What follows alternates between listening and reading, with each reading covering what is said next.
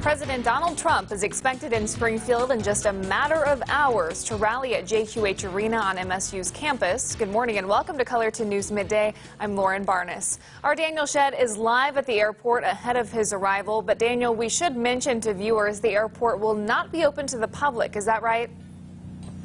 Well, Lauren, good morning. That's exactly right. Supporters or protesters of the president, this is not the place to demonstrate really those First Amendment rights here. This is a very secured location at the airport this morning and will be throughout this afternoon. This location specifically where Air Force One will land and depart from has required not only White House clearance but also Secret Service clearance, and what will really be an arrival of Air Force One and the end of a very busy week for the President of the United States. Of course, him and his cabinet have been busy all week, really backing their support for Judge Brett Kavanaugh for that Supreme Court nomination. The president was also in North Carolina on Wednesday earlier this week in the wake of Hurricane Florence and surveying the damage there. Last night and this morning he spent in Las Vegas, Nevada for another Make America Great Again rally where he's shown his support in yet a very tight senatorial race for the state of Nevada. Much could be said the same about here in Missouri as Attorney General Josh Hawley faces off against current Senator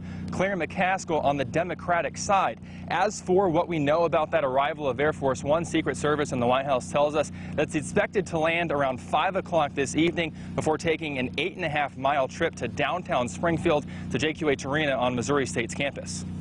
And Daniel, we know you were live at the airport for President Trump's visit last year, just over a year ago in August. He was surrounded by a lot of Republican firepower as he got off Air Force One. Do we know what or who to anticipate next to him this evening? Well, Lauren, that's exactly right. When the president came back in August 30th, 2017, he spoke at the Lauren Cook Company about tax reform. But even then, we saw Congressman Billy Long, Senator Roy Blunt, even his daughter Ivanka Trump deboarded Air Force One with him. When he got down on the tarmac, then Missouri Governor Eric Greitens was also there to greet him. So plenty of firepower from the Republican side greeting him here to the Ozarks. I had a one-on-one interview with Attorney General Josh Hawley this morning, and I asked him that same question about who he anticipated at this rally tonight. He laughed and said, "Your guess is as good as mine. Right now, I know it's me, the president, and his wife," meaning Josh Hawley's wife, the Attorney General there. So kind of a joking matter. I'm not sure if that was to wait to kind of a surprise visit from someone or if truly he didn't know. Nonetheless, very excited for the president to be making his second trip to the Ozarks in about 12 months. All right, Daniel, thank you. As he mentioned, Trump does plan to rally support for Josh Hawley. As we continue our political coverage now, Cullerton spoke with Hawley this morning, who says he's looking forward to the visit. Well, I mean, first of all, I'm just so excited to have him here. I mean, a state that voted for this president by almost 20 points, and now to have him coming here in what is, I think, the biggest Senate race in the country is right here. And I hope he'll talk about the fact that, you know, his agenda that Missourians voted for, that it's in danger because of Claire McCaskill and because of her left-wing allies. And you can see that with the circus that's going on in Washington. That's not what Missourians want. It's not what they voted for. It's time that Missourians got what they asked for and got somebody to represent them. We certainly expect to be hearing more from Hawley tonight as well. Let's bring in our Cullerton political analyst, Dr. Brian Calfano, now to explain what this presidential visit means as Hawley fights to unseat Democratic incumbent Senator Claire McCaskill. Brian.